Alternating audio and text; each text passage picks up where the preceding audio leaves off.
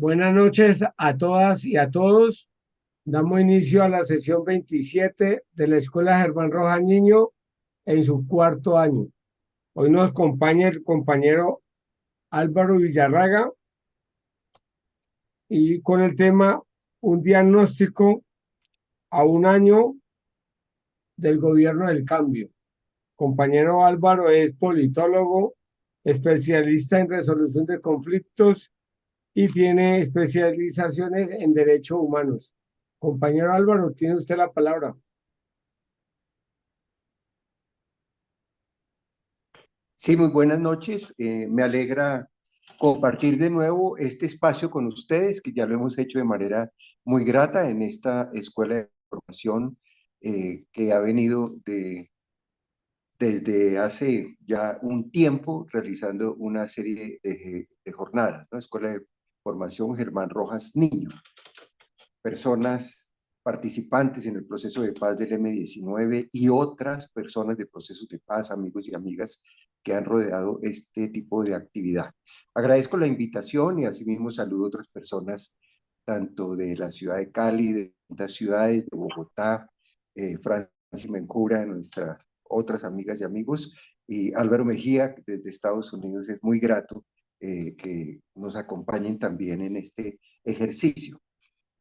Como se ha titulado, vamos a conversar sobre el diagnóstico del año de nuestro gobierno del cambio, de Gustavo Petro, presidente, Francia Márquez, vicepresidenta, y desde luego hacer referencia como elementos de balance y elementos de reto y de discusión y debate que obviamente está al centro de la situación política nacional.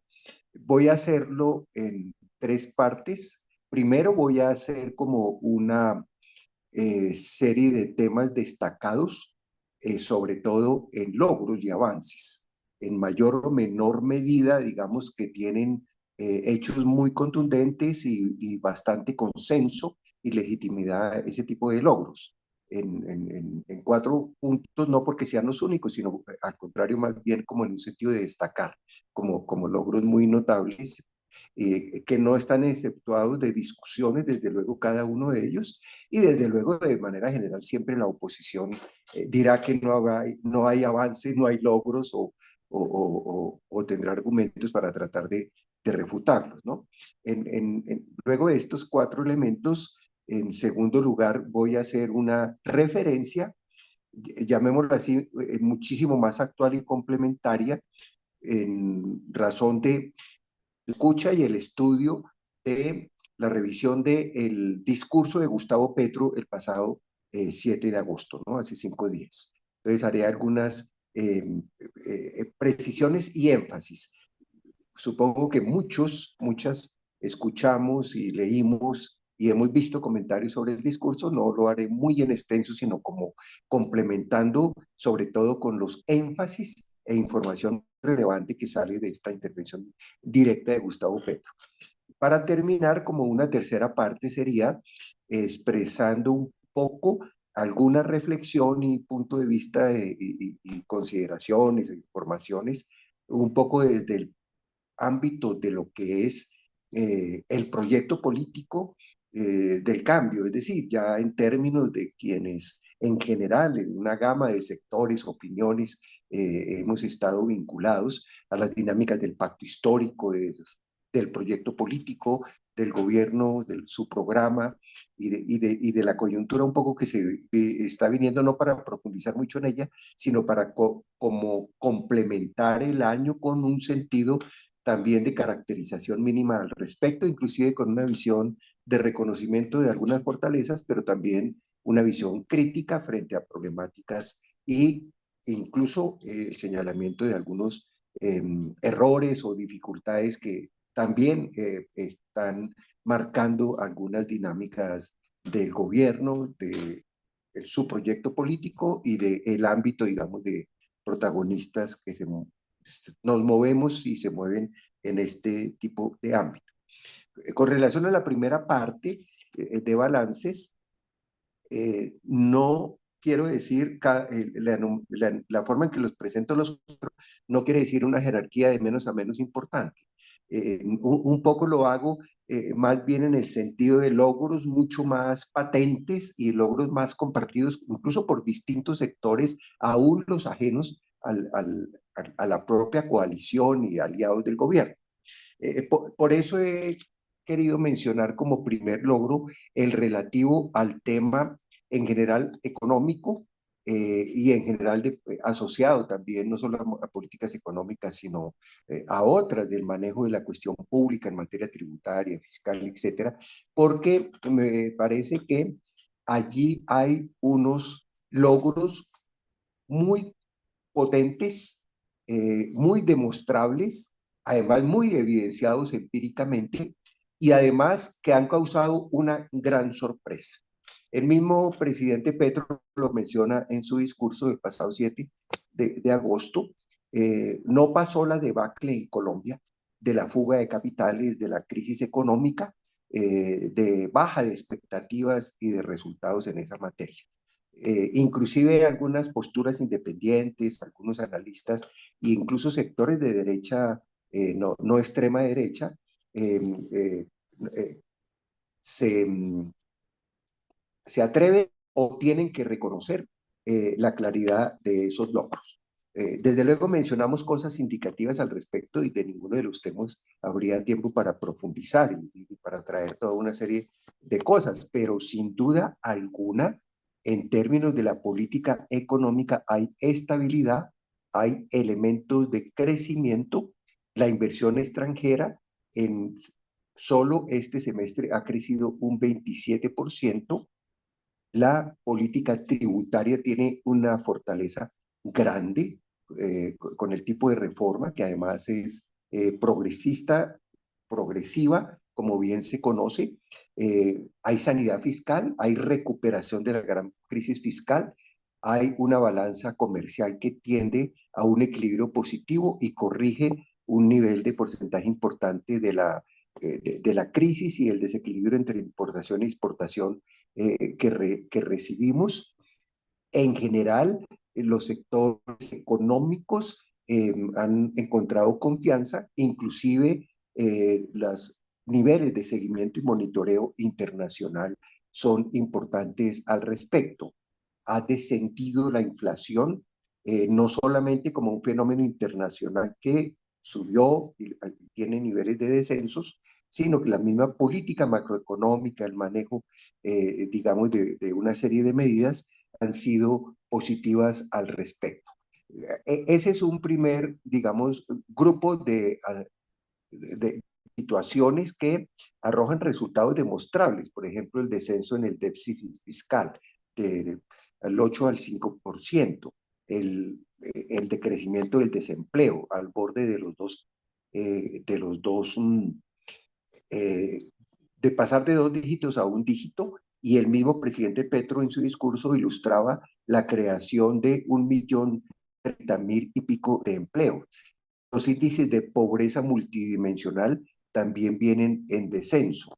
Eh, el incremento de las exportaciones, el incremento en el turismo, en general, la revaluación del peso demostrada, inclusive en una manera comparativa frente a las oscilaciones y la crisis del dólar, su subida y luego su descenso, muestran una situación de revaluación bastante notoria, mucho más que otros países, al punto de que el presidente Petro llega a afirmar que es la revaluación de moneda más fuerte que se ha dado a nivel mundial. Incremento de exportaciones, también notoria en distintos sectores, ya lo mencionaba como el mismo caso del turismo, ¿no? En general, la lucha contra la impunidad, la mejora en fiscalización, en cobro tributario, la lucha contra la corrupción, el mapa entregado contra la impunidad, lo que se descubre en Ecopetrol, las mejores de recauda y la lucha contra la evasión a nivel de la DIAN, el descenso en la deuda externa del 64% al 54%. Ahí trato con algunos datos de ilustrar este primer elemento que son de logros, yo diría, muy contundentes, que tienen mucha legitimidad y que prácticamente son pocas minoritarias y aisladas voces que tratan de decir lo contrario ante una realidad muy contundente, ¿no? Se encuentran algunos analistas de extrema derecha, posturas del Centro Democrático, posturas del Movir y de Jorge Robledo, que desconocen esta situación. Pero es contraevidente. Me parece que incluso en eso hay un amplísimo consenso, las cifras, los datos de gestión de las instituciones, los indicadores económicos, macroeconómicos a muchos niveles, inclusive el concepto mismo de organismos internacionales y de organismos intergubernamentales, etcétera, al respecto. Que no se distancia de lo social, desde luego, tanto en lo tributario que yo advertíamos como en fortalecimiento y la tendencia a la mejora en lo social, que lo advierten también no solamente entes internos, sino entes intergubernamentales. Un segundo elemento a destacar en logros que creo también son muy contundentes es en materia de política internacional. En eso, pues si se quisiera relatar, podría ser extenso, pero sinteticémoslo diciendo, es que Colombia trae una tradición de seguidismo, de total sumisión a la política norteamericana y a la política de transnacionales, etcétera, y de aplicación de la fracasada política antidrogas, incluso todo lo derivado, lo que fue el Plan Colombia y la política contrainsurgente, incluso en otras materias y circunstancias. Y lo que tenemos es un gobierno que asume la política del multilateralismo, asume una política de interlocución directa con las potencias, con los organismos intergubernamentales, con verdadera posibilidad de tener un perfil propio, propuestas y de reclamar una relación entre iguales. Es sorprendente la buena relación con Estados Unidos en un cambio rotundo de agenda en torno a evidenciar el fracaso de la política antidrogas y en plantear de manera clara un contundente cambio en el modelo económico en general, la transición energética y una propuesta muy fuerte desde el gobierno colombiano en materia ambiental, en las medidas contra el cambio climático y en propuestas tan fuertes como el cambio que se propone de beneficios a la naturaleza por deuda pública en todos los bonos con relación a todo esto del exceso de CO2 y de las cuotas y las exigencias que han salido en las COP, etcétera. En eso es muy claro y no necesitaríamos ampliarnos mucho. La actitud lacaya de Iván Duque frente a la política antidrogas, su actitud provocadora y conspiradora contra el gobierno de Venezuela, etcétera, ha cambiado rotundamente el panorama. La relación con Venezuela, su recuperación a todos los niveles, tiene un impacto positivo grandísimo en todas las órbitas, hasta desde el punto de vista de la seguridad y del conflicto, de nuevo recuperar a Venezuela como un aliado y un apoyo al proceso de paterno, la paz en la frontera, el progresivo avance hacia la normalización, la restitución del comercio que se proyecta hacia unos 7.000 millones de dólares y que ya avanza hacia unos 3.000 millones de dólares. La voz del presidente Petro con esta política en diálogo a la par con el presidente norteamericano, con la Unión Europea, a instancias de las Naciones Unidas, a instancias de ámbitos latinoamericanos, ahorita en la defensa de la Amazonía, en coincidencia con Lula y en un momento en que han resurgido una especie en cierto grado y puede fortalecerse de segunda ola de gobiernos progresistas donde Colombia es significativo y es muy avanzado además en su concepción de justicia ambiental y en su concepción también de elementos de soberanía desde una nueva perspectiva muy incluyente en una agenda diversa que es la de su gobierno y es la de la propia coalición del pacto histórico y es la de una agenda internacional, digamos, con unos referentes muy interesantes, muy progresistas, muy ambientalistas que se vienen desatando a nivel internacional, presionando en muy buen sentido duro por la reconversión energética, por la reconfiguración de relaciones, fortalecer la CELAC, la posibilidad incluso de retomar UNASUR y retomarlo en un sentido pluralista. La presión en la OEA ha ido a que cambie la situación inclusive de la nefasta Secretaría General de Almagro para reconocer sobre todo ese gran aporte del Sistema Interamericano de Derechos Humanos y de abogar en la OEA porque sea un organismo plural y no selectivo y de persecutor hacia gobiernos como en la actualidad, de años recientes y décadas recientes contra Venezuela y antes contra Cuba, sino desde el punto de vista, digamos, del pluralismo, soberanía, consensos internacionales al respecto. Inclusive a nivel internacional, las mismas expresiones que ya se dan hacia restituir las posibilidades del BRIC. Desde luego en esto, las reuniones recientes que se han dado, por ejemplo, con la Unión Europea y las propuestas que se llevan, como esta en referencia a lo ambiental y a unas nuevas relaciones, inclusive en interacción con otras dinámicas que se reactivan en mejores circunstancias, como la que tiene Mercosur en su década de difícil posibilidad de establecer precisamente un convenio comercial estructural entre Mercosur y la Unión Europea. Creo que se revitaliza y creo que junto al papel de Lula y junto a lo que ANLO por su parte y otros gobiernos, Chile, etcétera, y lo que podría ser incluso un cambio de gobierno hacia el progresismo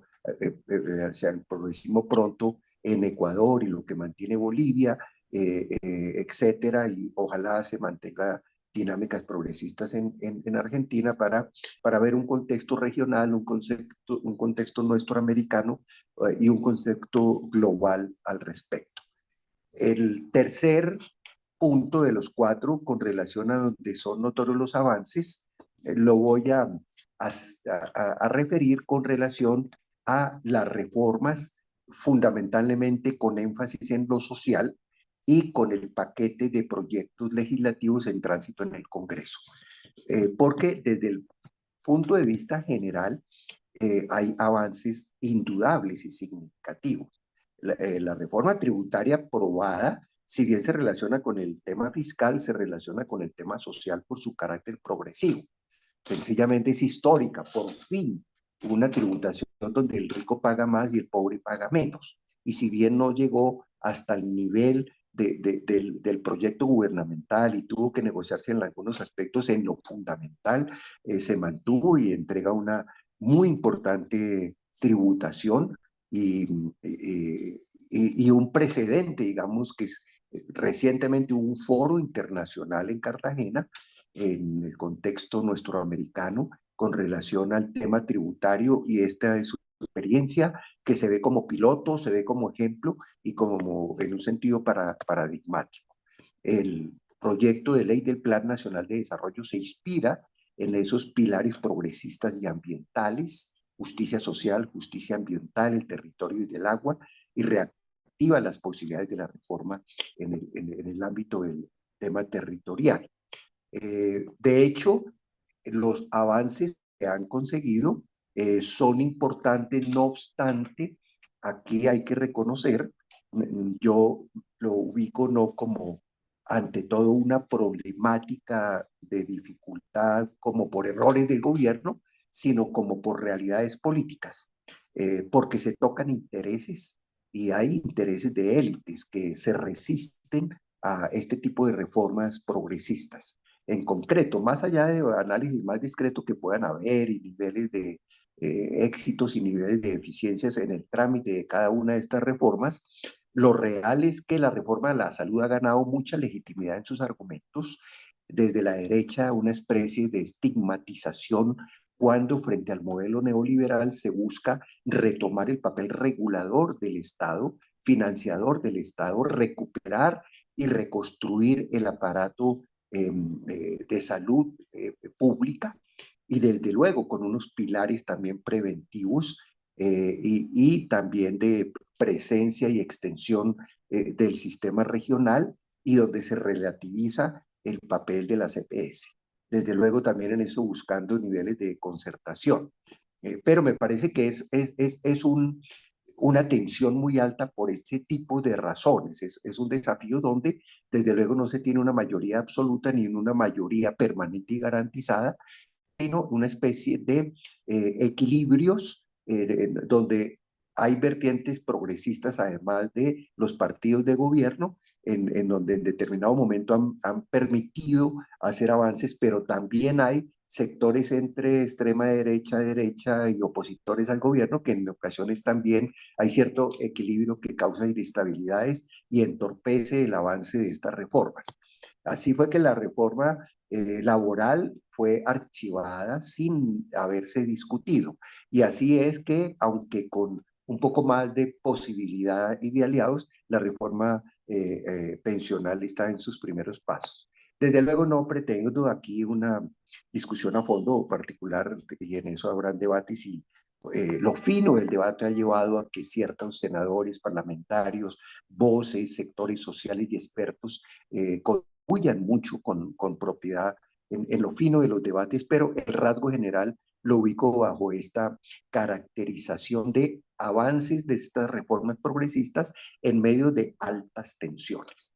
Tampoco, obviamente, comparto y me parece que hay que rechazar con mucha claridad la equivocada caracterización de que ya se perdieron las reformas progresistas, lo cual es absolutamente falso, porque además no solamente ya se ganó la tributaria y ya se ganó el Nacional de Desarrollo bajo ese enfoque, sino que están en tránsito y en una puja política y una disputa política muy intensa. Y está el gobierno empeñado y las bancadas y el respaldo y la movilización ciudadana en conseguir su logro. Y también hay que ser claros en la relación de fuerzas. No hay una agrupación de la derecha y la extrema derecha. Muy por el contrario, fracasó el llamado de Vargas Lleras para que el Partido Liberal, el Partido Conservador y el Partido de la U pasaran de una postura independiente a una postura de oposición para sumarse a Cambio Radical y el Centro Democrático. Esto tuvo un rotundo fracaso. Es decir, se mantiene una situación de en la extrema derecha y oposición total, Cambio Radical y Centro Democrático, y los partidos independientes, allí hay aliados, algunos muy importantes, incluso mayoritarios, como el caso del liberalismo en Cámara, y hay corrientes democráticas al seno de esos partidos, a la vez que se mantienen como partido de gobiernos el pacto histórico, el Partido Verde, comunes, sectores indígenas, etcétera. E incluso estaba previsto que al llegar a estos temas que tocan intereses y que exigen reformas de cambio de justicia social importante, iban a haber este tipo de circunstancias que llevaron a cambiar la coalición de gobernabilidad inicial, donde parte de los partidos e incluso en un momento de inicio del gobierno, los partidos independientes llegaron a ser partidos de gobierno, pero luego se fueron profundizando algunas diferencias por lo referido. Y desde luego hay pujas allí y desde luego hay situaciones discretas y desde luego hay tensiones, se pierden, por ejemplo, la presidencia en esta nueva fase legislativa, la presidencia de la Comisión Primera Constitucional y de la Comisión Quinta, etcétera, ¿no? El cuarto punto que voy a hacer referencia es el tema de la paz. Insisto que no los estoy mencionando por cuarto en temas de prioridad, porque en distintas perspectivas y el propio presidente Petro y el programa de gobierno hablan con cierta centralidad en la paz como una paz democrática, de justicia social, de justicia ambiental, por tanto conectado con ese tipo de políticas hacia una nueva era de paz con mucha centralidad. Pero como me estoy enfocando hacia especialmente hacia el tema de logros, en el tema de paz que es tan complejo, se ha avanzado sin duda alguna. El avance más notorio es el avance del proceso con el ELN. Es el pacto de paz definitivo faltante para cerrar la guerra entre el Estado y las insurgencias histórica en Colombia, que se ha prolongado ya por 6 siglos, por 6 décadas desde el siglo pasado. En, con el ELN se recuperó la agenda, inclusive se actualizó la agenda, se actualizó el grupo de países garantes, los buenos oficios, la participación con misión prolongada y ahora también activa en el proceso de paz del ELN, que ya forma parte de las Naciones Unidas, también de la OEA en este caso, y también de veedurías internas, donde se destaca mucho lo de la Iglesia Católica, pero también mecanismos de verificación y participación interna.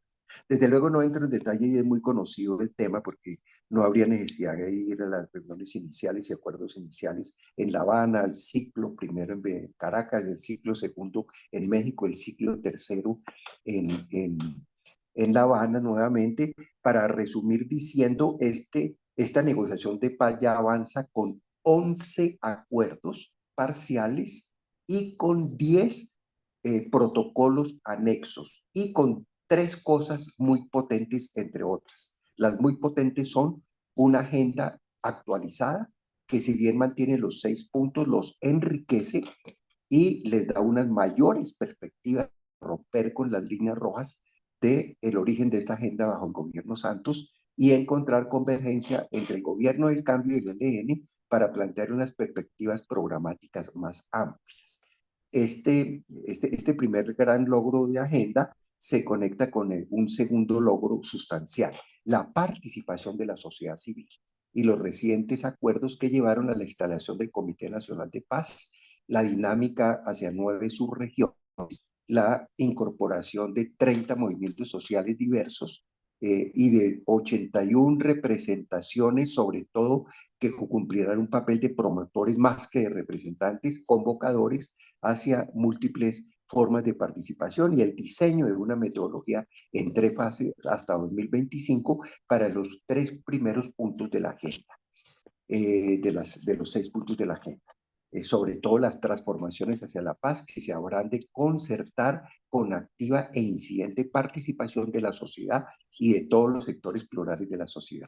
Y el tercer gran avance de este proceso de paz es el cese al fuego multilateral y temporal por 180 días, pero prorrogable y muy enriquecido en compromisos específicos de conducción de hostilidades para prevenir y prohibir hechos para prevenir acciones violatorias de derechos humanos y VIH, con muchas especificaciones, y para que la conducción de hostilidades lleve a que cesen las acciones ofensivas, y desde luego en eso se avanza, creo, de manera muy importante. Lo de la paz total avanza también en que se retoma con fuerza la implementación del acuerdo de paz con las FARC. Avanza también en los diálogos con otras estructuras de las ex-FARC o disidentes FARC o quienes permanecieron de las FARC, etcétera, con ires y venires. La ruptura del cese al fuego con la llamada, el llamado Estado Mayor, desde luego lesiona lesiona un poco esta dinámica, pero ya se tiene una reglamentación básica y una forma también de monitoría acordada y sus integrantes, y ya se tienen también unos avances hacia y unas acciones de levantamientos, por ejemplo, órdenes de captura para la integración de la mesa. Y menores avances con el grupo de la llamada Segunda Marquetalia y algunos avances recientes en Buenaventura y en Medellín, Valle de Aburrá, con estructuras delincuenciales de alto impacto y con las AGC, un acuerdo del cese al fuego que se rompe y unos contactos hacia allí. Esto muestra que es complejo, es muy normal estos iris y venires, pero asimismo muestra unas dificultades, digamos, unas rupturas y excepción del ELN de conjunto, desde luego dificultades de distinto orden, sobre todo en materia de seguridad y en materia de violencia recurrente en las regiones y en materia de no solo avances, sino ciertos retrocesos, ciertas rupturas de cese al fuego que en el año, si bien arrojan resultados, desde luego no son digamos, del orden más general. Bien, luego paso a unos comentarios que advertí, trataré de no extenderme mucho, con relación al discurso de Gustavo Petro, para complementar diciendo, todos conocemos que en este discurso, lo asume Gustavo Petro de una manera especial, porque es el primer discurso que presenta como mandatario con texto leído, con cifras y datos, dentro de un sentido preciso de rendición de cuentas de sus distintas políticas y de en ello ser muy palpable en resultados a conseguir. Por ejemplo, referencias claras a lo que veníamos refiriendo de la paz total, con datos precisos en torno a, por ejemplo, destacar con mucha fuerza la verificación internacional de Naciones Unidas conseguidas, el papel de la Iglesia Católica, la retoma de los compromisos con la implementación del acuerdo de paz con las FARC, y destaca cómo hay un descenso en ciertos niveles de violencia. Uno muy contundente es el decrecimiento del 54% de las víctimas fatales de la fuerza pública. Si bien el descenso en los homicidios es muy bajito, el 3%, el propio gobierno lo señala así. Y desde luego el tema de seguridad, anoto yo, es un tema realmente crudo. Me parece que en el tema de seguridad no han tenido mayor éxito las medidas gubernamentales y las medidas estatales. Y el tema de seguridad en las regiones sigue siendo bastante alto y los matices de mejoramiento o de agravamiento muestran situaciones diferenciadas en algunas regiones. El presidente Petro pone presente también en avances a la persecución del narcotráfico bajo un nuevo enfoque, ante todo de atender a los eslabones claves y un registro de 1.100 toneladas incautadas, y muestra también una serie de capturas de 9.300 personas ligadas a economías ilegales y a grupos armados ilegales. Esto muestra incluso un contraste entre los sectores radicales de oposición interna y la propia voz del embajador norteamericana y de círculos de poder internacional que han reconocido avances del gobierno en esta materia, si bien uno puede advertir que la formulación de una nueva política alternativa hasta ahora se está resolviendo y quizás está demorada y no suficientemente definida en todos sus marcos, y se relaciona mucho inclusive con hacer de esto un gran aporte a la implementación del punto 4 del acuerdo de paz con la FARC, un gran aporte al tema de seguridad en las regiones y al propio proyecto derivado de la política de la paz total, que en el fondo con muchas de las estructuras y la gran mayoría tiene que ver con este tema de las economías ilegales diversas, pero con ello con gran peso del narcotráfico. Destaco del gobierno Petro también algunos datos muy valiosos en lo económico y en lo social. Ustedes los escucharon, por ejemplo, está con el caso del salario mínimo, el cómo se revierte la tendencia y el salario acordado y pactado, concertado, logra 4 puntos en el semestre de avance en salario real y se proyecta en el año hacia 8 puntos de avance en salario real.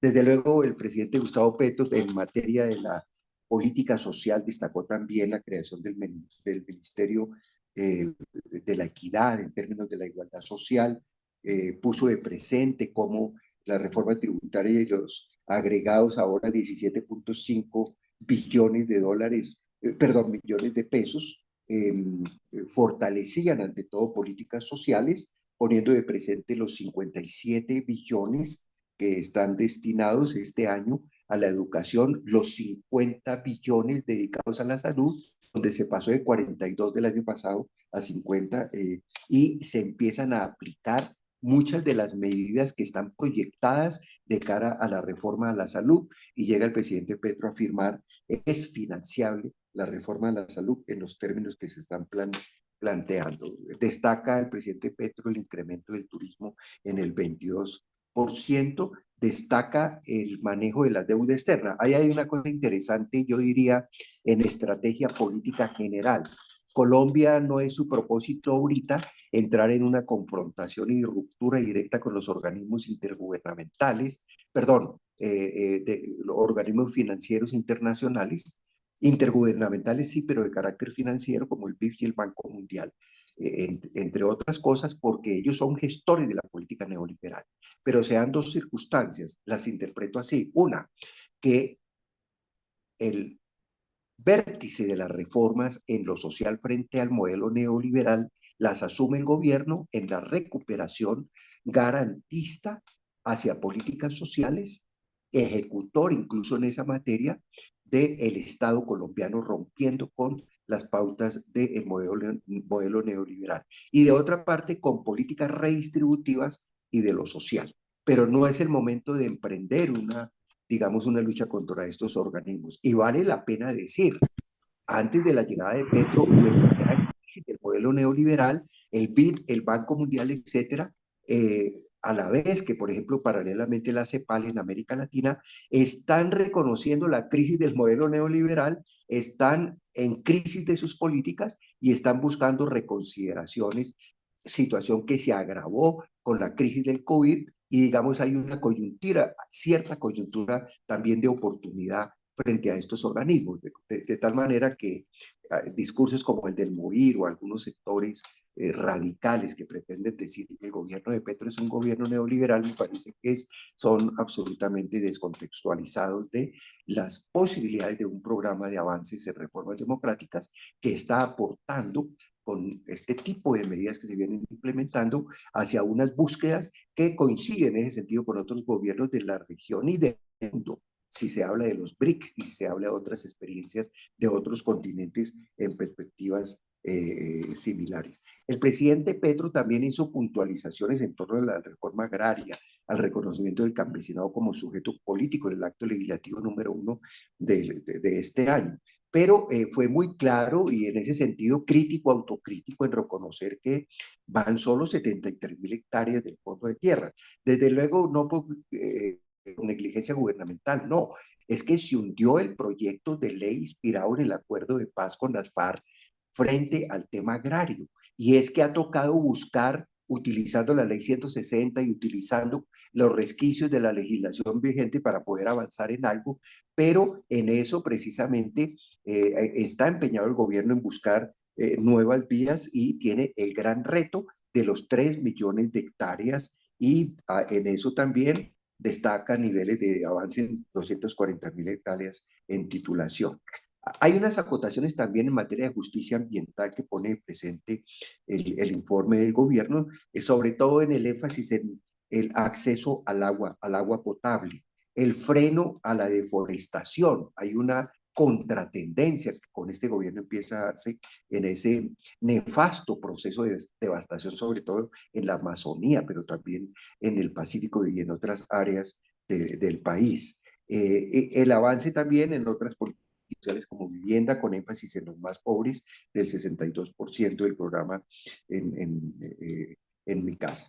No pretendo sacar todos los datos, sino poner algunos de este tipo como los principales énfasis y desde luego el presidente Petro también destacó elementos del ámbito internacional positivos, el canje de deuda por acción climática, el logro en términos de soberanía con el acuerdo, perdón, con la decisión y el fallo del Consejo de la Haya, Consejo de Justicia, en términos internacionales favorable al país y el papel que se jugó por parte del actual gobierno al respecto.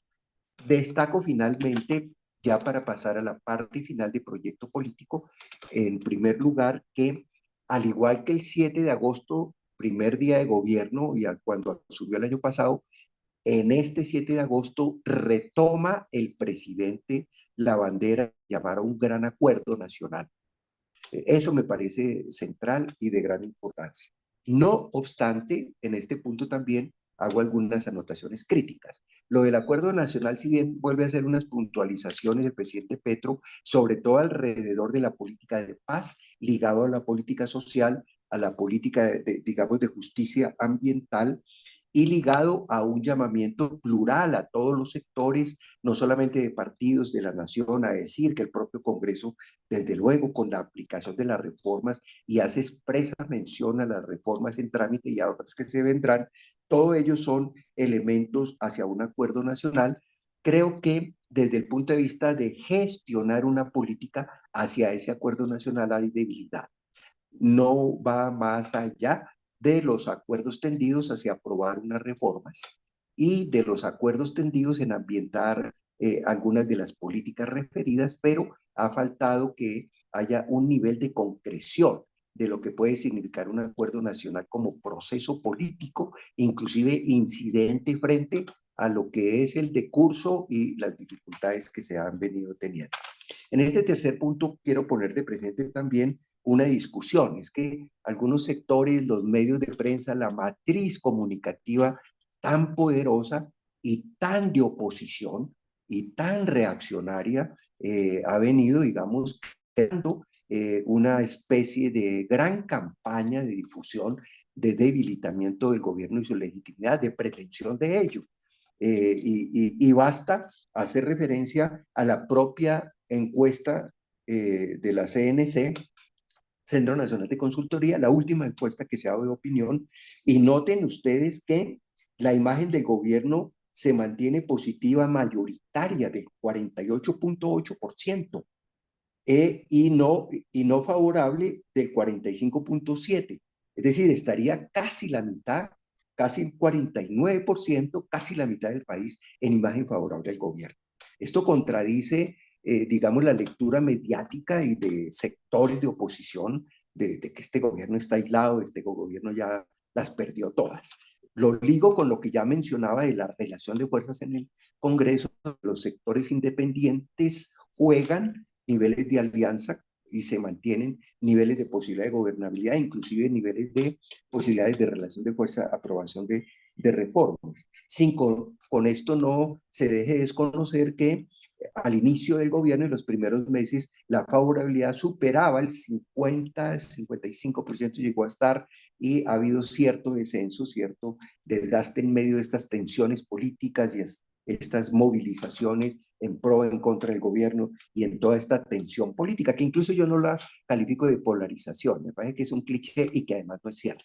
No, hay una serie, digamos, compleja de relaciones de fuerza, depende del tema, depende de las circunstancias, incluso entre gobierno y oposición, desde luego hay parte del país filando de un lado, parte del país filando de otra, como corresponde en una democracia activa y en unas apuestas políticas en juego.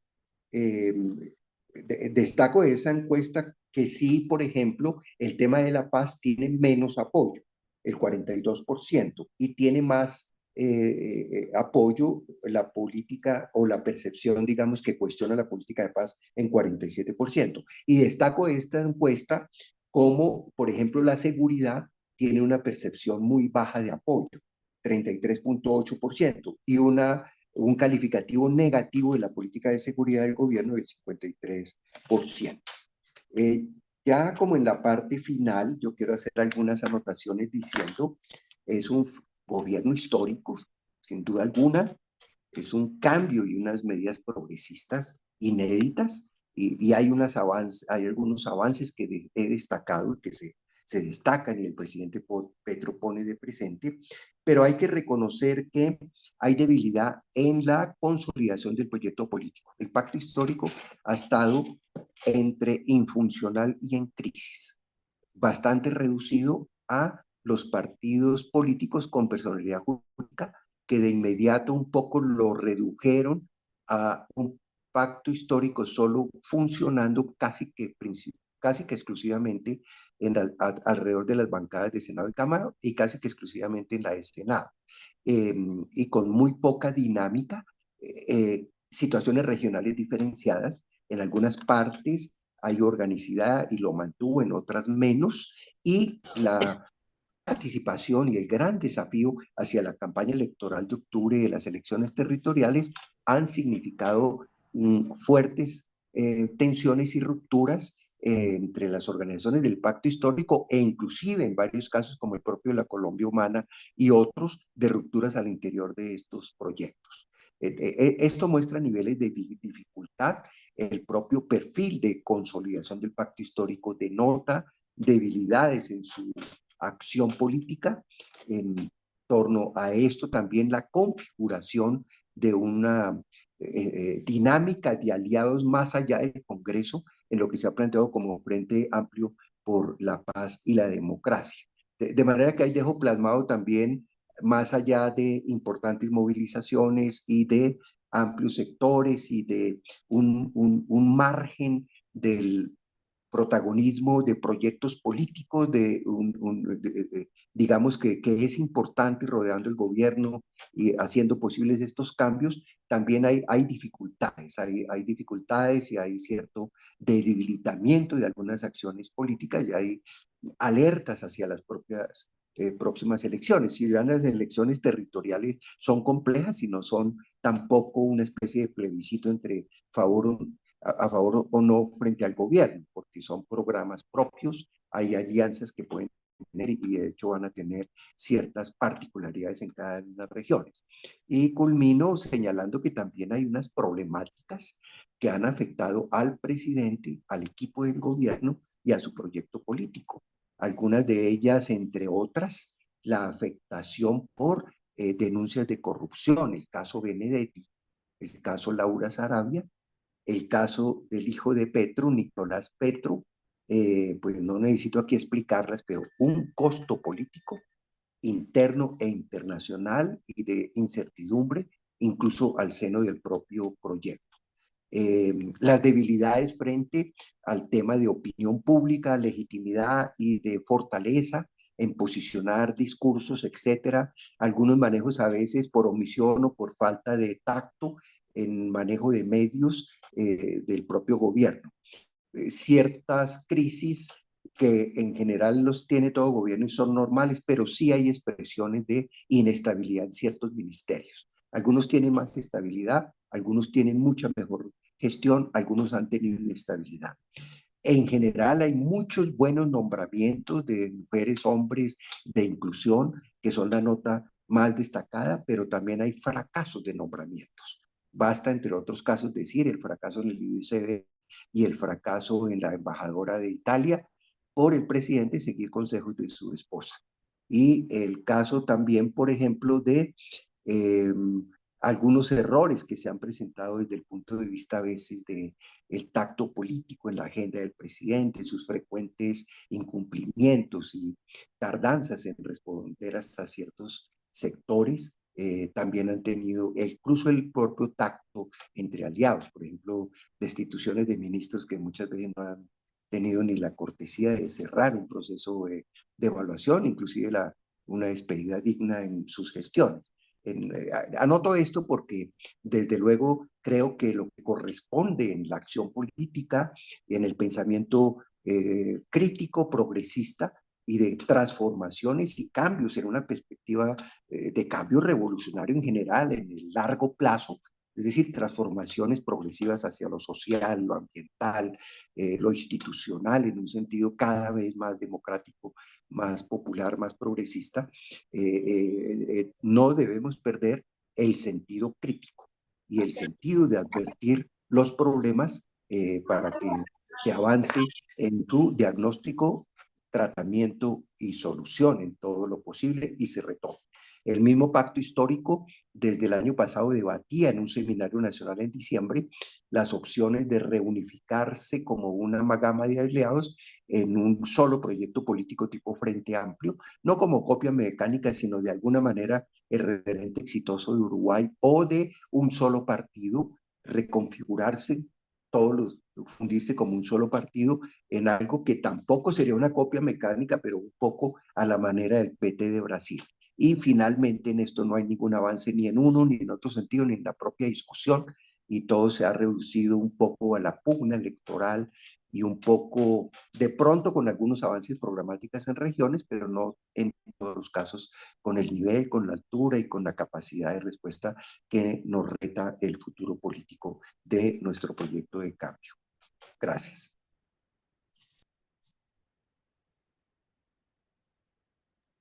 ¿Algún compañero o compañera tiene alguna pregunta para el compañero Álvaro?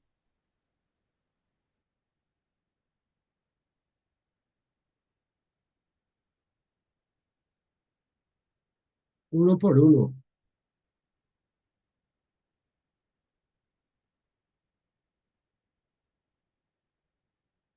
Álvaro Mejía, tiene la palabra. Bueno, estaba esperando a ver si alguien más quería hablar. Voy a hacer pues alguna referencia a la excelente charla de Álvaro.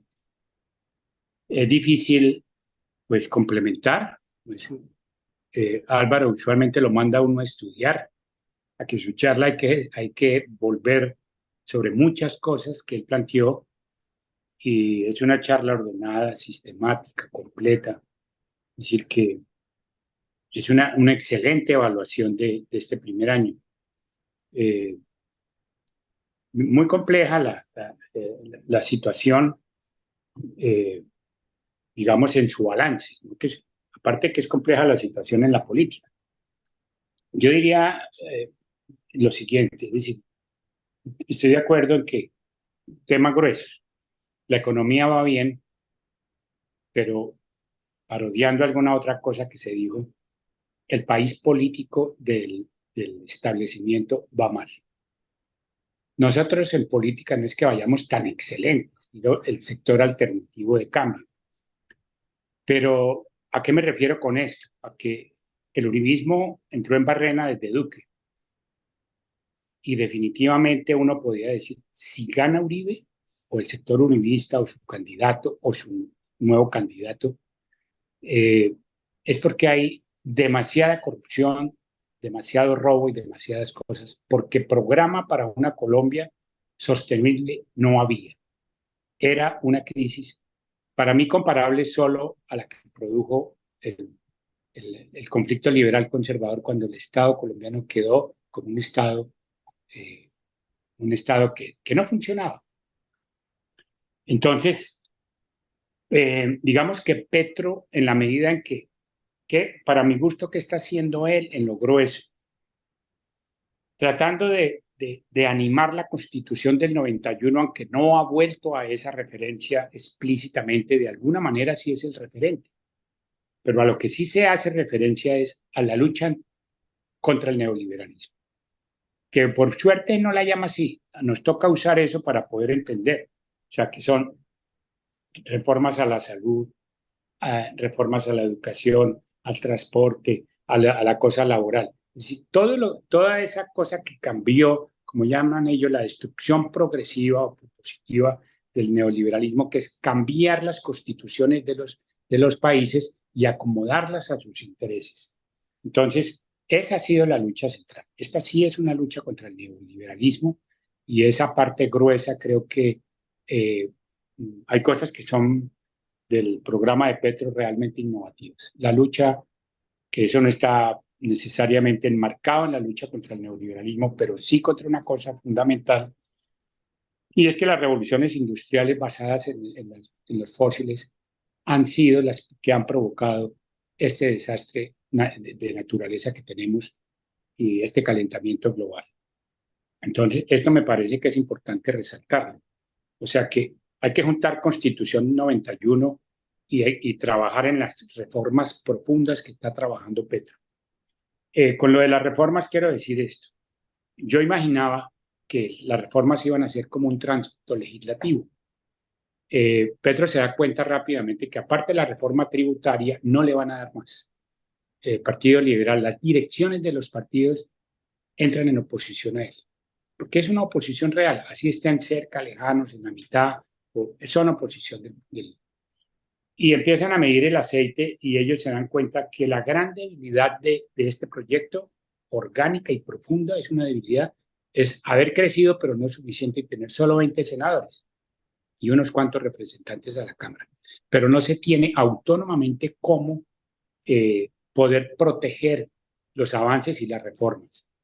Esa pelea va a estar dura. Entonces, para mi gusto, hay que proyectar las reformas como un problema de mediano y largo plazo, como banderas nuestras que no podemos perder. Yo no creo que la derecha tenga el alcance mental político de apoderarse de eso, pero hay sectores que sí. Pero como derecha conceptual, no creo que ellos tengan esos proyectos. Entonces, el proyecto de país es un proyecto de futuro, pero un futuro que empezó ya, y ese empieza con estas nuevas cosas que se están haciendo en política, que es transversalizar mucho más las reformas. Si hay que presentarlas una vez en este periodo y en el siguiente, pero si hay posibilidad de continuidad de un gobierno alternativo, las reformas tienen que ser la base de esto, y es donde está la pelea política. yo quiero señalar esto, que a mí me pareció inteligente de Petro romper políticamente con las direcciones, así como llamó al rompimiento con Uribe para las elecciones, romper con, con las direcciones de los partidos para las reformas e irse a plantear ese como un problema de la movilización popular. Yo diría que adicional de la movilización popular, tiene que ser el programa de las reformas de largo plazo. Bueno, no me quiero extender mucho, un puntico más, vean. Yo diría que para mi gusto hay un problema que es importante, que es que hay un juego, lo que se juega son juegos de opinión, y los juegos de opinión los establecen básicamente los medios de comunicación. Alguien planteaba que, bueno, nosotros en eso tenemos la pelea perdida porque no los manejamos, pero sí manejamos redes y ahí somos fuertes, ahí estamos bien. El llamado era a generar todo tipo de medios comunicativos, de cosas que comuniquen, que expresen las bondades de este proyecto. Entonces, para mí hay un juego de opinión y lo que hay en cuanto a correlación de fuerzas, que estoy de acuerdo, no es que hay como una polarización, porque es que polarizaciones, si fueran dos programas enfrentados, aquí lo que hay es juegos de opinión frente al país político y nacional para tratar de mantenerse. Creo que Petro lo ha hecho muy bien él, pero no su hijo, pero no los aliados del Acuerdo Nacional. Esta vaina de Benedetti no sé por qué no ha crecido más, y esto de Petro, el hijo de Petro, yo eso no le veo que va a tener trascendencia si lo miramos en términos de que, claro, en política a este no se le puede creer nada, pero Gaviria dijo, yo no me comprometo con ese problemita de que lo vamos a destituir, porque es que el país de ellos tampoco se ha descuadernado, está mejor, y ellos lo que ambicionan es por recuperar el 26, y si encuentran un país mejor que este, pues chévere, ¿no? Entonces, sí, yo creo que es que Álvaro deja una buena tarea. El escaneo que hizo él es muy completo. Yo dejo ahí para poder dar posibilidad de que otra gente participe. Gracias, compañero. Pide la palabra Enrique Bucaramanga. Sí, señor. Las buenas noches para usted, Mauricio, para todos los compañeros. Y Álvaro, pues, nos dio un paseo por todos los frentes en los cuales se mueve el gobierno, muy completo. Muchas gracias. De igual manera, yo recalco lo siguiente. Petro lo ha hecho muy bien. Excelente, es un gigante. Y casi que repito lo que mi antecesor manifestó. No, quizá no hemos, y seguramente no quizá, con seguridad no hemos hecho la tarea como deberíamos de hacerla todo el mundo. Yo he sido incisivo y sigo siéndolo porque las cosas siguen igual en el tema de senadores, representantes, unos más, unos menos, pero siento que lo han dejado solo, que no han sido lo suficientemente contundentes en su apoyo. Mire que para este escenario político que nos da ahorita, al menos en Santander, al menos en Bucaramanga, ha habido una gran lucha interna, una gran división al interior de la Colombia humana, al interior, y no se diga más de lo del pacto histórico. Pienso yo que los senadores, representantes, debieron de estar aquí más presentes, dando línea, creando unidad, organizando, siendo presentes en las manifestaciones, en las marchas que se han hecho de respaldo al presidente. Lo han dejado solo. A nosotros nos ha tocado organizar aquí las marchas y ellos han brillado por su ausencia. Eso ha calado negativamente en la militancia. Respecto a, al menos en lo personal, a mí me ha ocurrido unas experiencias, yo pienso que buenas. Utilizo mucho los medios y entonces mando información de las cosas buenas del gobierno, de cosas, y algunos amigos míos que no piensan igual, a veces me contestan con groserías. Yo no me enzarzo en esas peleas, no les paro bolas, dejo pasar un tiempo y vuelvo y les envío otro mensaje, y así hasta que en algún momento me escriben, pero ya de una manera diferente, preguntando sobre esto, sobre aquello, y yo les digo, no, man, es que una amistad no la voy a perder por política. Yo lo que le mando es a usted para que analice, no forzosamente que piense igual a mí. Y entonces empezamos a hacer un trabajo y ya muy poquitas personas quizá, pero algunos ya han cambiado su forma de pensar. Otros no, otros me han cortado. Pero bueno, pero hay que hacer el trabajo de informar, de tratar de neutralizar a la gran prensa que es desinformada. Ese trabajo tenemos que hacerlo nosotros, en nuestro entorno, en nuestro círculo, sin pelear con nadie, sin ensalzar polémicas desagradables. De pronto alguna charla aclaratoria, debates decentes, sí se pueden dar, pero ya cuando es la grosería, entonces no debate uno, 15 días después vuelve y le manda otra información, que en algún momento cala. Creo que es una tarea que tenemos que intensificar. En cuanto a la paz total, tenemos que ponerle toda la fe, toda la fe. La cosa no es fácil y no puede ser fácil en un país que toda su historia ha sido de sangre. Eso está en nuestra mente, en nuestra sangre, en nuestros genes. Empezar a pensar diferente no va a ser muy fácil, va a ser muy diferente. Este hombre llamado Gustavo Petro está haciendo la historia, está intentando cambiar ese trágico destino que parece que tenemos. Él está intentando hacerlo y eso es plausible. Quizá deje una semillita. Ese es mi pequeño análisis porque de verdad que es tan completo la información que nos dio Álvaro que nos deja poco en qué trabajar. Muchas gracias. Gracias, Enrique. Compañero Álvaro, ¿tiene algo que decir? ¿Me estás diciendo a mí? Sí, sí, Álvaro Villarraga. Sí, perfecto. Sí, lo decía por si hubiera alguna otra opinión.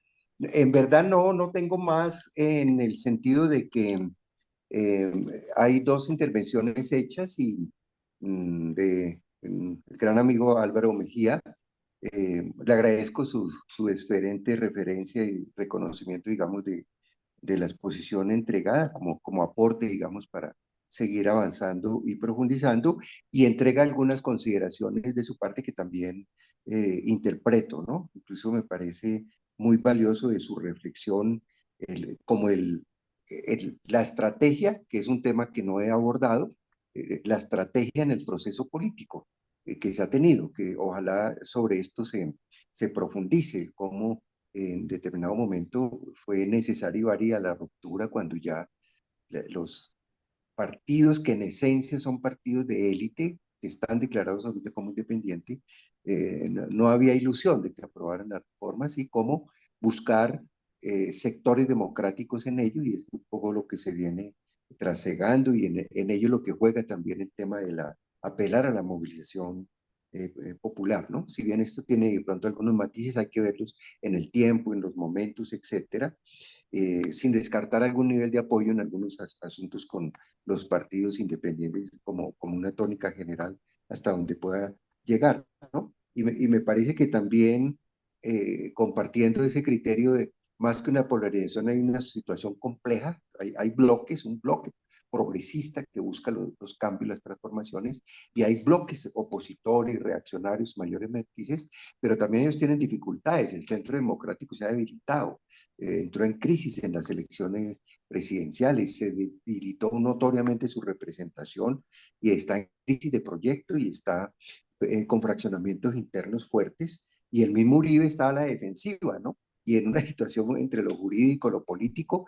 y esa gran habilidad de Petro, en cierta manera, de neutralizar hasta cierto grado a Uribe, a llevar al uribismo en medio de esa gama de crisis a una interpelación incluyente, cuando inclusive mete, por ejemplo, en el equipo negociador con el ELN, presencia del uribismo, que le ha significado inclusive una ruptura pública entre voces del uribismo, y donde está ganando la política de paz total y la política de aliados.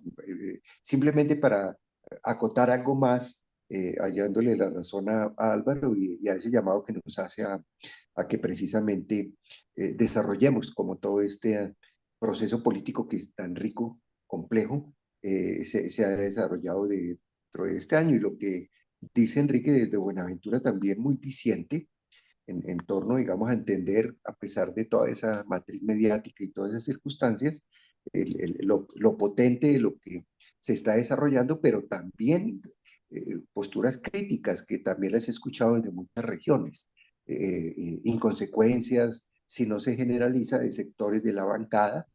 Se ha advertido al interior de la propia clase legislativa y al interior de también la movilización de los proyectos políticos, ciudadanas, etcétera, en las regiones. Así como el llamado, digamos, a un debate decente, ¿no? Porque también hemos visto y lo hemos sufrido en vertientes del pacto histórico, no solo entre ellas, sino al interior de ella, donde impera muchas veces el sectarismo, la grosería, la descalificación o la maniobra frente a un debate sano y a una construcción política propia de un proyecto político democrático y alternativo en todas sus implicaciones, incluyendo en la forma de hacer política, en la ética, en la política, etcétera, ¿no? De manera que los aportes que se entregan los valoro también en ese sentido y los comentarios. Y agradecerte, Mauricio, y agradecer a todas y a todos quienes estuvieron en la escucha y si de pronto no se entregaron Compañero, otras compañero consideraciones, Álvaro, seguramente. hay dos Sí. compañeras que tienen pregunta. Liliana de Estados Unidos y Franci de Bogotá. Primero Liliana.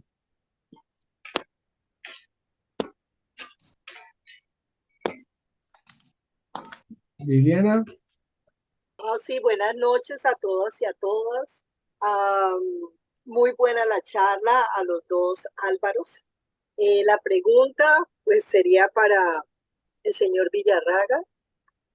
¿Usted qué opina en este momento? ¿Qué incidencia podría tener el asesinato del candidato del Ecuador en las elecciones o lo que se está viviendo ahora en Colombia? Porque pues han salido a la luz de que inclusive Petro, porque eso fue la asquerosidad que sacaron en estos días, que Petro podría estar involucrado.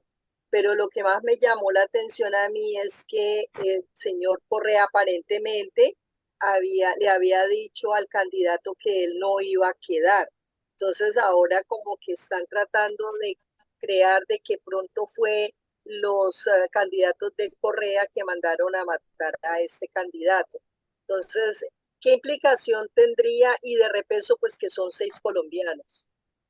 Gracias. escuchamos a la compañera Franci para que Álvaro Villarraga nos conteste a las dos compañeras. Buenas noches a todas y todos. Gracias por la charla, estuvo pues muy completa.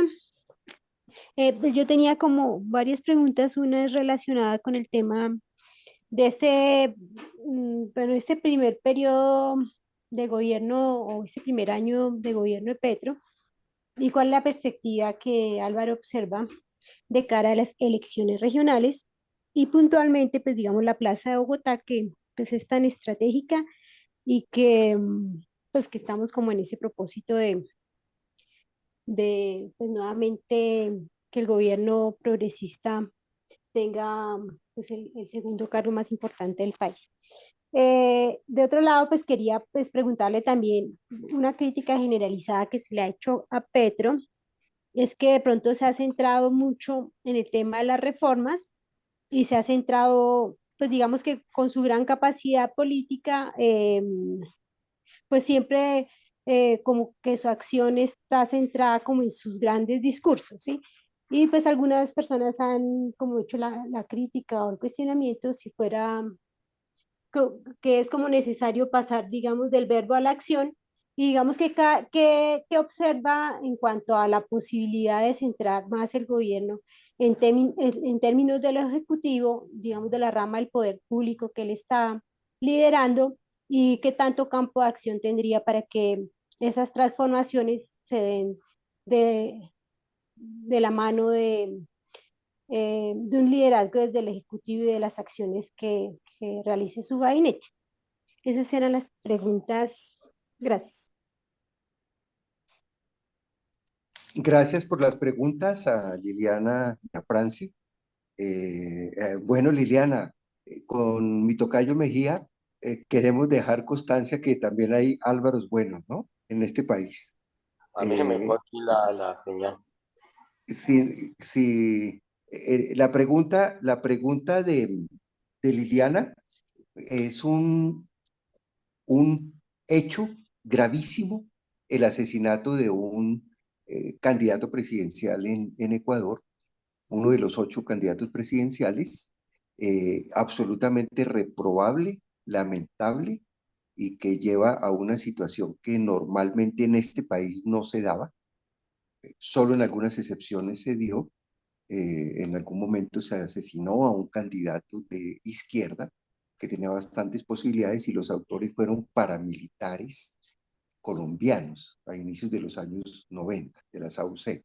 Y ahora se asesina de nuevo un candidato presidencial ecuatoriano y todo indica, según las capturas y lo que los organismos de inteligencia empiezan a informar, los responsables serían redes mafiosas ligadas al narcotráfico y con el recurso de criminales o mercenarios o integrantes, en todo caso, de estas redes delincuenciales colombianas.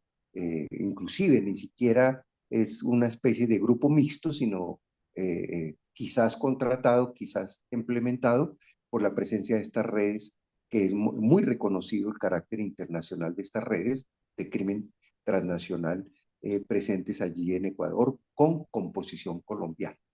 En razón de eso, es del todo claro que se trata de una acción homicida desde redes de economías ilegales que tienen nexos con sectores de sociedad en Colombia, en Ecuador y en otras partes, y que tienen nexos incluso en determinado momento vía corrupción o vías alianzas, inclusive con sectores de institucionalidad. Es lo propio de las mafias.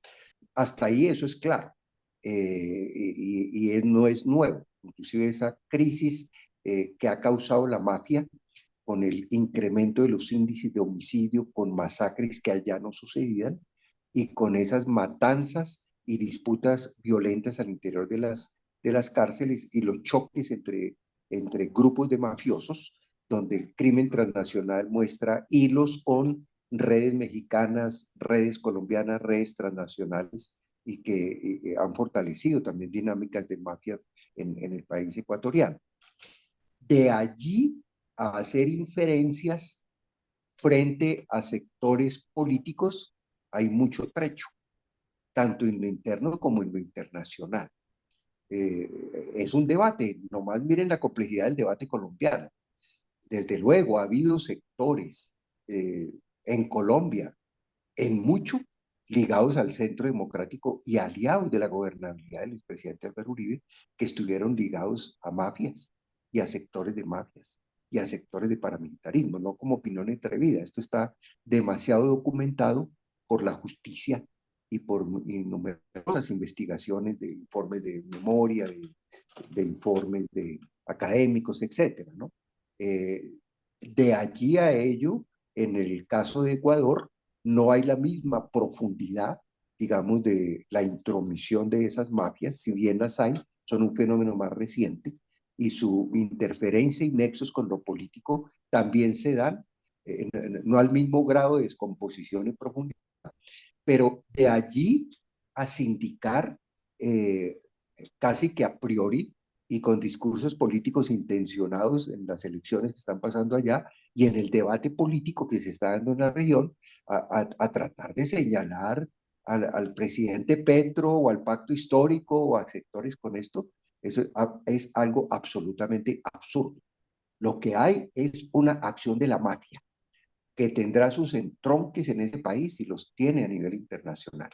Pero de allí a allá, desde luego, no hay ningún fundamento y lo que hay es un debate más político, más de tipo ideológico. como tratar de aprovechar el hecho de que está el caso del hijo de Petro y está en razón de ello algún tipo de alusión personal por alguna otra persona ligada a las cercanías del hijo de Petro con alguien allá en Ecuador, pero dista mucho, digamos, de un tipo de señalamiento tan absolutamente sin fundamento ni claridad al respecto.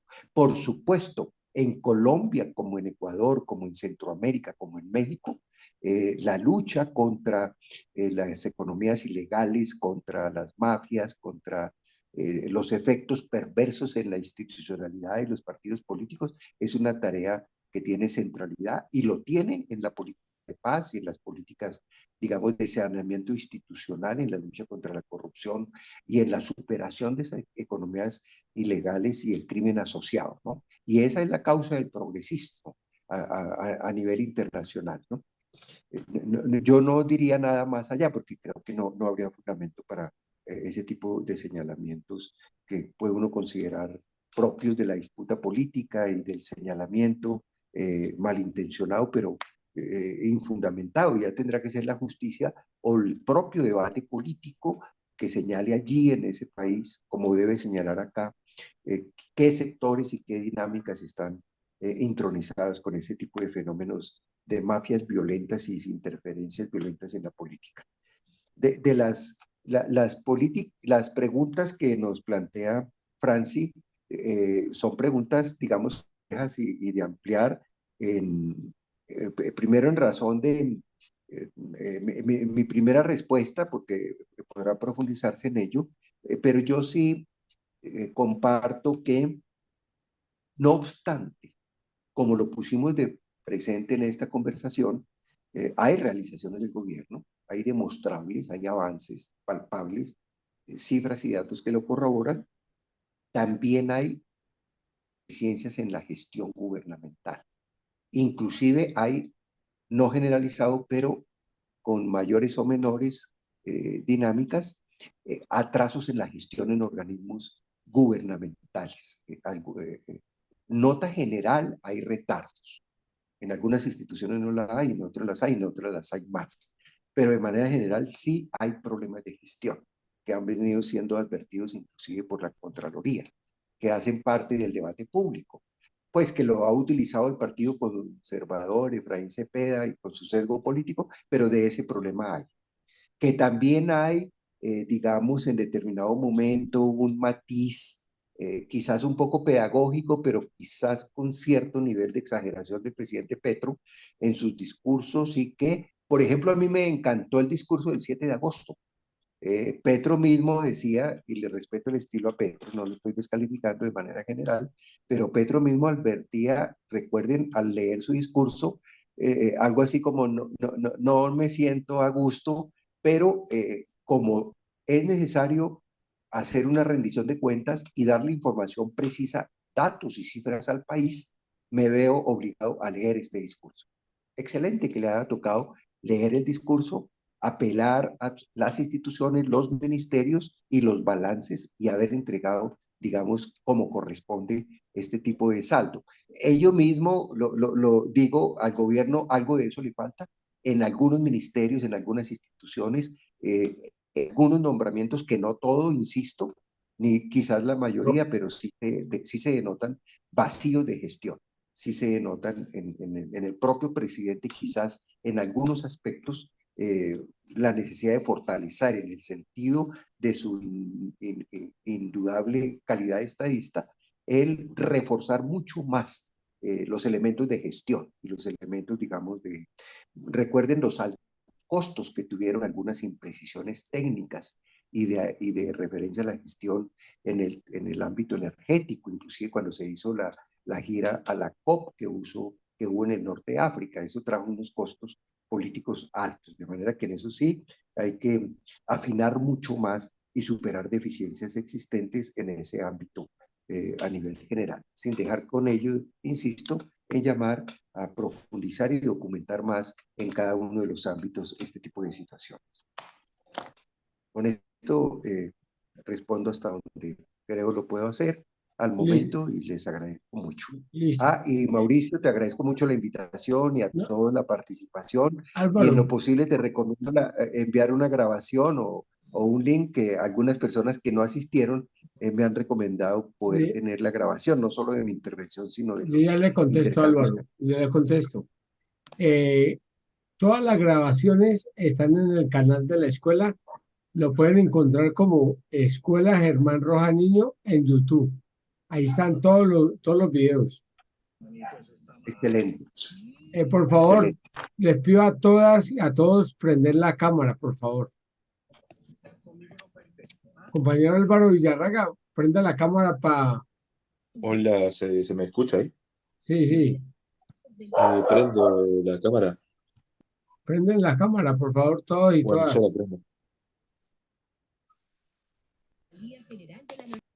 Es que nosotros, compañero Álvaro Villarraga, tenemos una costumbre. Quiero despedir la Escuela Germán Rojas Niño y hacer lo que acostumbramos cada 8 días. Por favor, prendamos la cámara, por favor. Y abrimos y le damos el aplauso de agradecimiento al compañero Álvaro. Gracias, compañeros. Muy amable.